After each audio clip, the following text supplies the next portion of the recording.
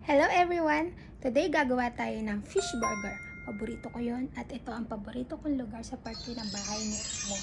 Ganda, di ba? Nakikiview tayo kasi bawal lumabas at ganun kahigpit ngayon dahil medyo tumataas ang bilang ng COVID ngayon dito na may virus sa Hong Kong. So much better naman na nasa loob lang tayo, at least safe tayong lahat at maging responsable tayo sa lahat ng bagay. So luto muna tayo ng merienda natin dahil bawal lumabas. Dito lang tayo. Let's go!